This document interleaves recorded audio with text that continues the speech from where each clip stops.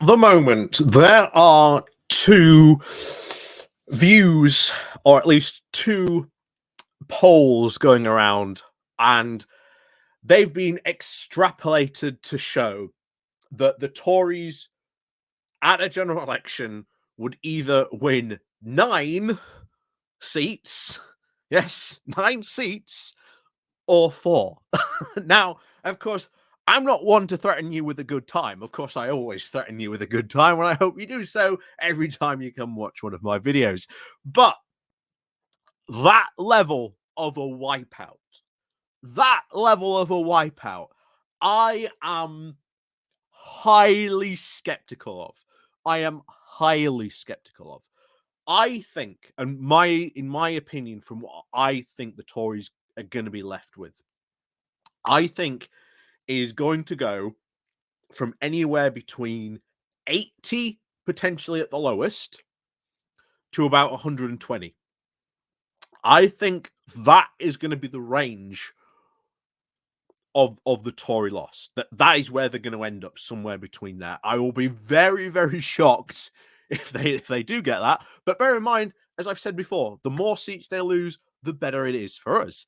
And of course, this has now started a conversation. We've talked about it before, a bit before on this channel, but I think we need to go into a bit more depth about what this means and what exactly happened in Canada in 93, because people are talking about this, of it being a 93 moment for the UK Tories.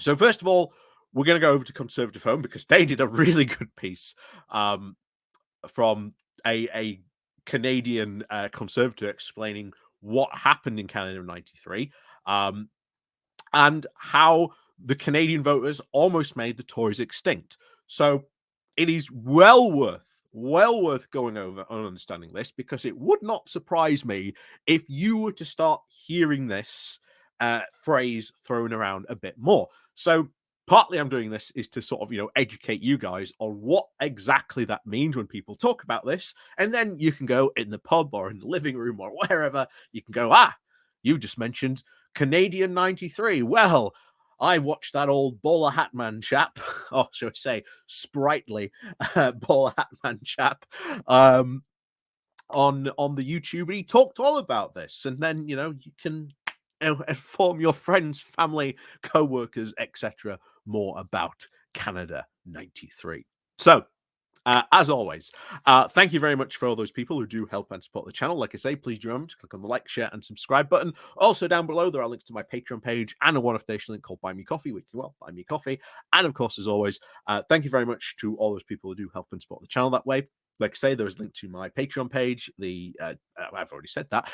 But anyway, links down below, YouTube thank you button, Pony Club, new Pony Club video out yesterday. Go check it out. Talking about Galloway and the Workers' Party. Oh my, they might as well just be the new Communist Party of the UK, to be honest, given what they're saying. But hey, there you go. So do go check that out. But let's go diving on into this. Let's find out more about Canada 93, shall we? This comes from Conservative Home by a guy called David Liu. And he's a Canadian political staffer, a political campaigner in London, shall we say. But he previously worked for the progressive Canadian government back in Ontario. So this guy knows his stuff when it comes to talking about Canada. So this is his piece that he has. How Canadian voters almost made the Tories extinct at the 1993 general election. So, after 9 years as the government of Canada, the Progressive Conservatives, or the PCs, suffered arguably the biggest election loss in Western democratic history. On October the 25th, 1993, Canadian voters went to the polling stations and reduced the Tories' 150-seat majority to a mere 2 seats. So, a lot of people, to justify those recent polls, are pointing to this. And as you can see, to go from 156 seats being the leading party in power for 9 years, to go from that to 2 seats, you can see why a lot of people are talking about this, why this might be that very now same moment for our Tories. So, 30 years later, this spectacular downfall continues to be the significant case for study for political scientists, strategists, and campaigners. And given the current political climate in Britain, our shared electoral system, it is little wonder that commentators are starting to make the comparison that they looked for a historic Tory defeat worse than 1997. But what actually happened? And I think this is the key why this was so bad to the Canadian Conservatives. And again, learning a bit of history, what went on here. This is why I wanted to sort of cover this because, like I say, a lot of people probably going to be talking about this, certainly in the run up to the potential general election. And like I say, we'll see what happens. I will be shocked if they do get that that full result. But I've already told you what I think their possible chances are going to be. So, on June 13th, Kim Campbell, the defense minister. Oh, sorry, no, hang on, I've jumped forward a bit. So, after Brian Mulroney, the long-serving prime minister, announced his retirement from politics in 1993, the top job of the country became available in an election year. On the 13th of June, Kim Campbell, the defense minister, defeated Jean Charest, who held the environmental brief at the leadership convention. She became not only leader of the now defunct Progressive Conservatives, and the first and so far only female Prime Minister of Canada. The PCs were suffering from a measurable slump in the opinion polls, but an election had to be called just with 3 months of the new leader at the helm. Hope flickered very briefly during Campbell's honeymoon, but it soon became clear that she could not turn the party's fortunes around. Wow, that sounds very familiar. I mean, bear in mind, Rishi Sunak's been in post over a year now. So he's had at least a little bit longer. But yeah, he has not been able to change the fortunes of the Conservative Party around. If anything, they've only become more dire. So let's see how else this went down as well. So, in particular, 2 issues had fatally undermined the party's position. First, Mulroney's repeated attempts to overhaul the constitution and head off rising separatist sentiment in Quebec, previously discussed in more detail on this site. Not only did that fail, but it turned into a public relation disaster. Worst, the rise of the sovereigntist bloc of Quebecists, is that how you say it? I'm not sure, threatened to rout the PCs in what had been, in their 1980s, their strongest province. The danger mirrored in Western Canada by the Reform Party. Canada's 3-party system was starting to crack, entirely at the PC's expense. Secondly, the introduction of the goods and services tax, which aimed to try and alleviate the growing budget deficit. This did not sit well with Canadians trying to recover from the 1990 recession. Combine these with the country's high unemployment and the controversial signing of the North American Free Trade Agreement, or NAFTA, the Tories' chances of staying in government seemed bleak. Well, we've just signed a very, what looks like to be a very unpopular trade agreement, the Pacific Partnership, or the CPTPP, but not many people talking about it, but becoming probably ever more an issue. Certainly the farmers this week have been talking about that heavily as one of their big pain points. However, only a few predicted how bad it actually was. The last opinion poll before the writ actually showed the Tories in the lead. Very much hinged on the campaign. So here's how each party fought it. The Liberals, after suffering their own big defeat in 1984, losing 95 out of 135 seats, the Liberal Party of Canada saw 1993 as their chance to return to glory. Selecting Jean Christie as their leader in 1990, the Liberals positioned themselves as the best choice to replace the Tories, although They had an abundance of material to run smear campaigns. They focused instead on policy, a well-rounded, detailed program dubbed the Red Book. It took 7 years to produce, and key policies included 6 billion Canadian dollars in Keynesian infrastructure investments, reducing budget deficits to 3% of the GDP, reforming employment insurance, privatizing Canadian's largest airport, and repealing the highly unpopular goods and service tax. Although the last promise was a broken one, it did its job in securing the win. The Progressive Conservatives. So, despite having a new face leading the party, Campbell having a now better approval ratings than Shirem, the PCs just couldn't come up with anything meaningful to retain voters from the previous election. Wow, sounds awfully familiar there, doesn't it? After a brief honeymoon period, Campbell was then not able to establish herself as a prime minister material. Compounding this, the Tory campaign placed such a heavy bet on her as the fresh face of the party that it neglected policy.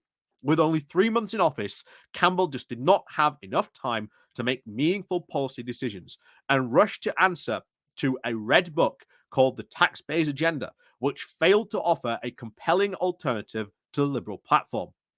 Disorganized group ground operations paired with very crass tax ad pointing to Charlton's failed flaccid deformity solidified his campaign as a lesson on not what to do.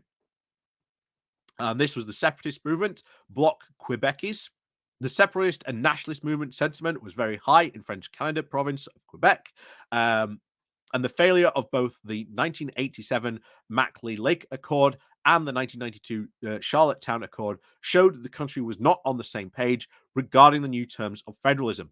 In 1991, the Conservatives and Liberal MPs defeated a newfound Conservative and Liberal MPs defected to a newfound party, the Bloc Québécois, which promoted Quebec's sovereignty and eventual succession at a federal level. On the day, it secured around 54 of 75 seats in the French-speaking province, particularly nearly all the Franconese constituents. This was devastating for the PCs, and in 1988, they'd won no fewer than 63 constituencies in Quebec. So great was the Tory route from British, I think it was is it British Columbia? I think that's how I say it, BC. BQ ended up for the only time in their history as Canadians' official opposition in the 93 to 97 Parliament. Reform. Another relatively new party, based on the Western provinces. It ran a very similar playbook to the Bloc Québécois, capturing voters from Canadians feeling very left out from the typical focus of Central Eastern Canadian federal policies. Presenting themselves as the better right-wing alternative to the Progressive Conservatives, Reform won over 52 of the seats, heavily concentrating on regional issues in Western Canada. The New Democrats. Established back in 1961, the New Democratic Party, very similar to the UK's Liberal Democrats, also had a very torrid election, plunging from 44 seats in 1988 to just 9. Like the PCs, they too faced a two-front squeeze. The NPD had, like the Tories, failed to offer any appealing or well-developed policy platform.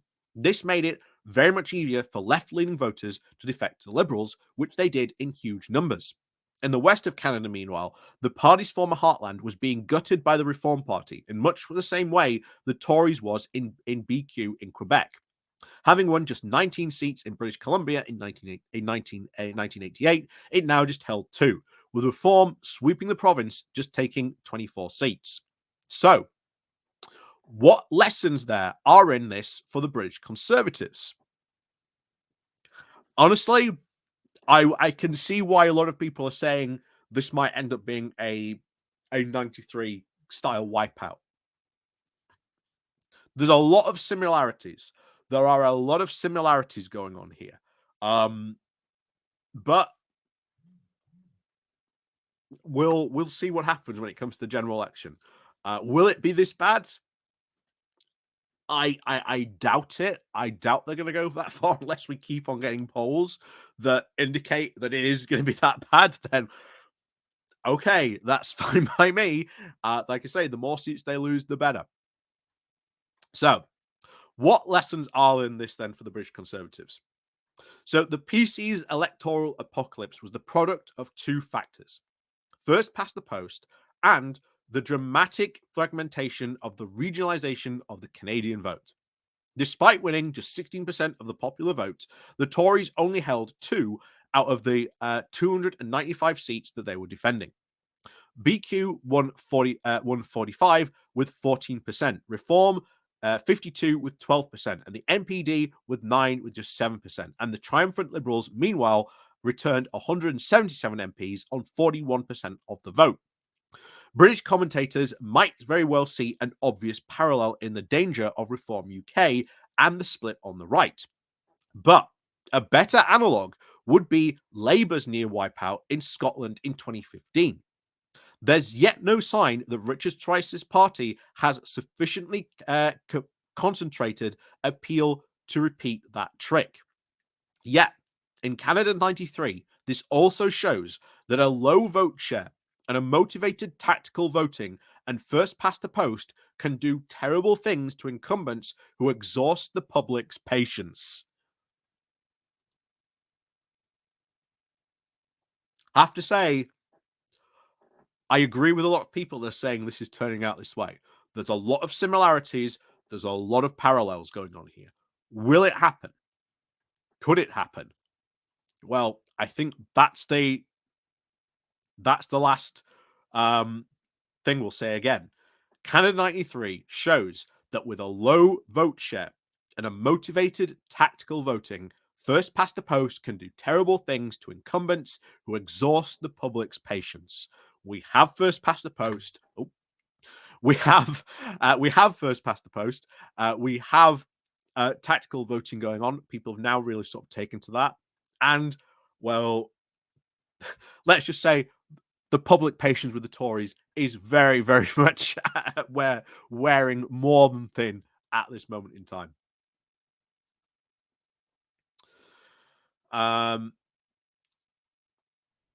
So yeah, this is interesting, and I hope you've learned a bit about that, because I wouldn't surprise me if we start to hear more about this. That this is what this election looks like. This is what it's coming down to. But no, we'll see what happens. But it is kind of interesting on that front. That's for sure. I mean, look, if they do go down that far, and I'm quite skeptical of them going to like 4 or 9 seats, which 2 polls so far have shown us. Hooray!